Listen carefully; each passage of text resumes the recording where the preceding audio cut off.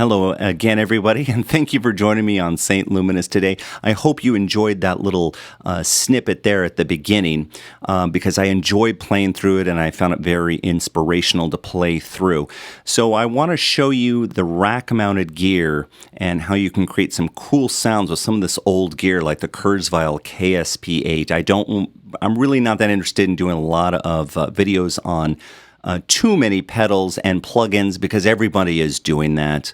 And something like the KSP8 is very unique in the way it operates. So one more thing, if you haven't already, please subscribe to this channel. I would really appreciate it. And hit that notification bell so you can be notified the next time I put out a video. I'm going to show you my process here before we even dive into the KSP8. I'm going to show you a quick diagram. And because that's how I created the effect. In my mind, I thought, how do I want to create this effect? And so I actually drew myself a little diagram, very rough sketch of how I wanted the routing to go to get the sound I wanted and tweak it from there. So I'm going to show you this diagram because that literally is how I did it because there was so much going on. I had to draw myself a diagram, but it came up with a cool result. Okay, let's go ahead and look at that diagram real quick. So I used the Mesa Boogie cab clone. And that's going to be my dry output. So you can, because I don't want my signal fully processed. I want to hear the dry signal. So that goes over into a mixer. I also have the Mesa cab clone going into the KSP8. So all three of these little effects here are in the Kurzweil KSP8. So I chose a preset called Synth Pulsar. I chose a flange, and I chose a reverb. So now the Mesa Boogie cab clone output is going into Synth Pulsar. At the same time, it's going into the flange. At the same time, it's going into verb. So these are all in parallel. This is not like putting pedals together one after the other. The only way you could do it with pedals is you have to have some sort of external mixer. But in this case, so my cab clone output is going to all three at the same time. They're all 100% wet. There's no dry signal here. I already have my dry over here. Notice that Synth Pulsar and flange get mixed together and then they go into the mixer. The reverb goes into the mixer separately. I don't have that all mixed in like this. And there's a reason for it. Now, you're going to see in the video why this is processed a little bit differently.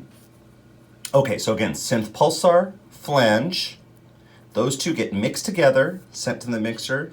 The reverb gets sent separately into the mixer. And then before we get to the output, I did something very interesting. You see the dash line over here? And what I did is I sent an auxiliary send. Okay, if you understand mixers, you understand an auxiliary send. And I sent the output of these two together, I sent them into the verb as well. So I have the output of these two sounds, not only do they go into the mixer, but they're feeding the reverb as well. So I hope that makes some sense on why this is processed separately.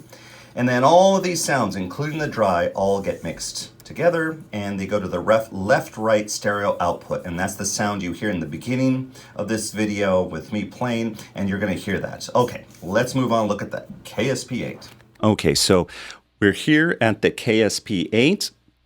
And so right over here, what you're going to see are something that they call effects buses. And it's going to match what you saw in the diagram earlier, okay? So on effects bus number 1, which is the first effect, Synth Pulsar, you saw that on the diagram. On the next effects bus, there's the flange. This preset is called Big Slow Flange.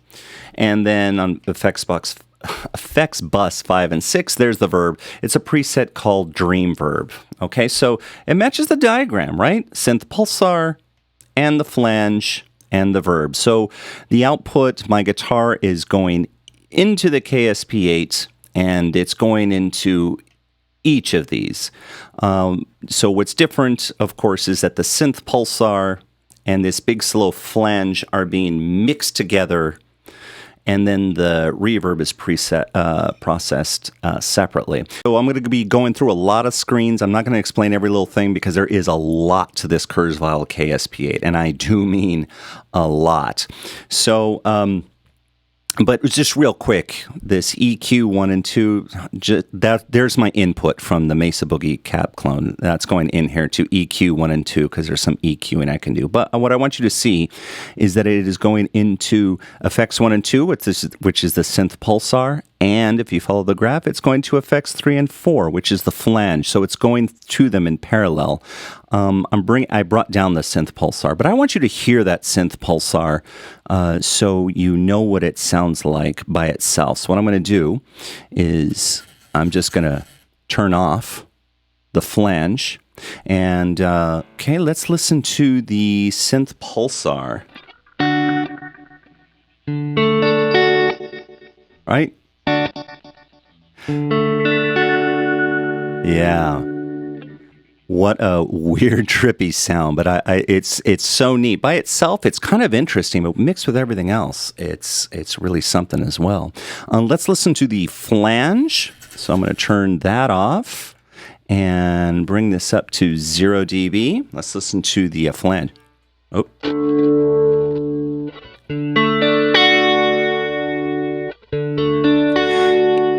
Yeah.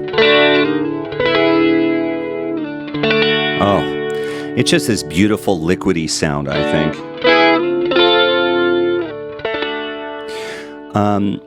Also, remember that you're listening to my dry guitar as well. So it's a mixture.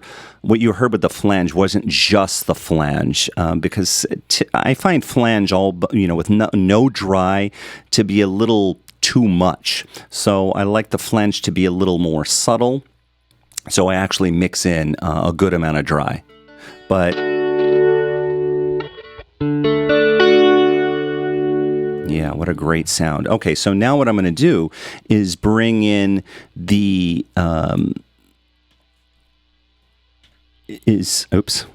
bring in the synth pulsar. Oops. So I had it so I brought it down. Just notice I brought it down in relation to the flange. The flange I had at 0 dB. The synth pulsar I brought down almost 10 dB because I thought it was just a little too much. I wanted that synth pulsar because it's so huge with this and the sound is too much, I think. So I wanted it to be subtle. So now here's both of them at the same time.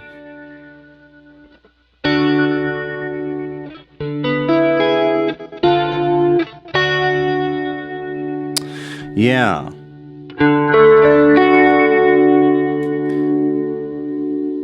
So I think that blended in very nicely.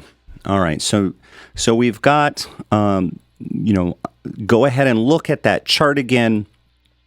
I'm sending my guitar signal into synth pulsar and the flange at the same time. I don't have the reverb up yet, so let's go ahead and do that right now. So I do the same thing. So this is an input into the reverb. That's what FX 5 and 6 is. That's the bus, the reverb bus for that dream verb.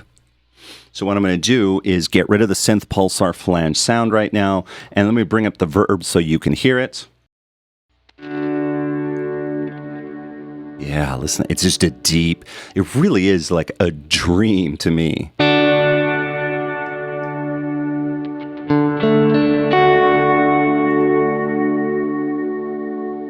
Yeah, it's a beautiful sounding reverb, I think. However, that's a little much. It's so big that I can't really hear a lot of dry guitar sound. So it's a little overwhelming for me for what I'm trying to do. So I would back that off. Right now I have it big and in your face because I really want you to hear it. But what I did is kind of cool here because if you notice, like I said, look here on the Kurzweil, it says EQ 3 and 4. This is so cool because what that means is you can put EQ in front of these effects to warm them up or put something radical in there, so to really change the timbre. So the thing is, this dream verb, as cool as it sounded, I put some EQ in there. Let's go check this out right now. Look at this right here. So there's the actual input of my cab clone coming in. It goes into this low pass filter. It's a 2-pole low pass filter. But look what I did is the frequency about 2K.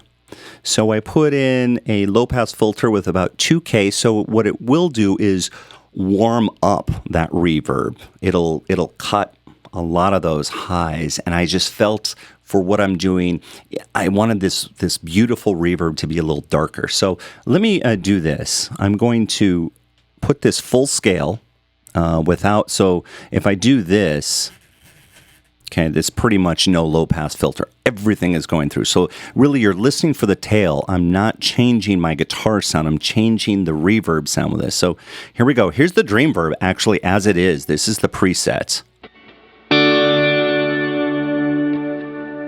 Listen to that tail.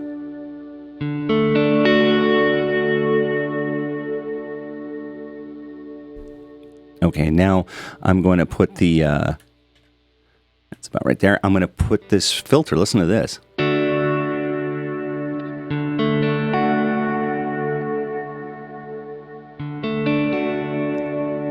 So I hope you noticed something, that the reverb tail is a little warmer, so the overall sound gets to be a little warmer, which I love. So this is so cool that you can do this on the KSP8.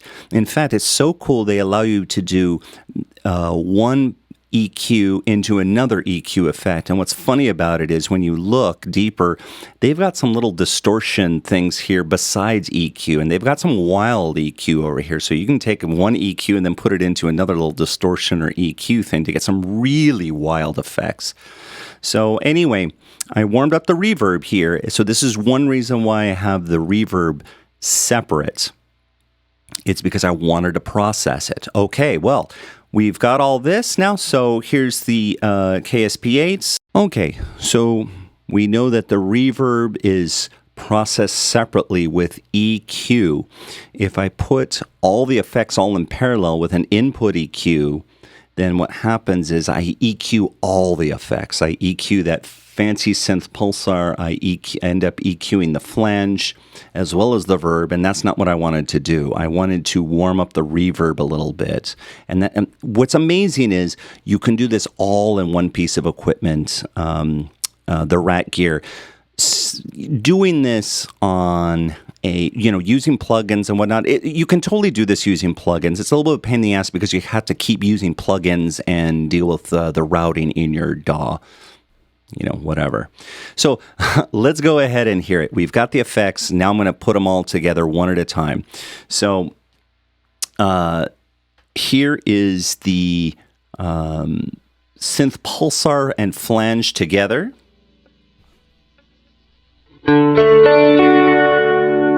Yeah, what a great sound. Oops. What a cool sound. Let me bring in some of the reverb. So the reverb is not going to be as loud as the synth pulsar because, again, that reverb was so cool, I have to back down the volume because it's so overwhelming. But,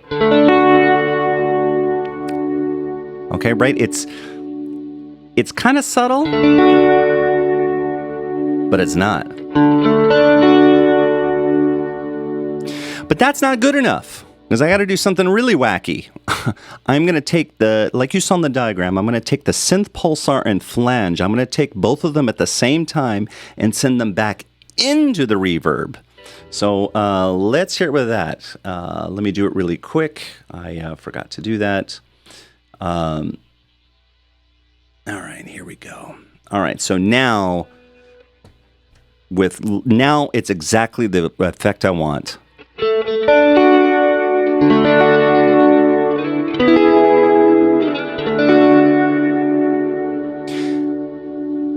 Notice it just ends up sounding bigger once I use that auxiliary send and I send the synth pulsar and flange. I send a part of that signal back into the reverb. You just get this big sound.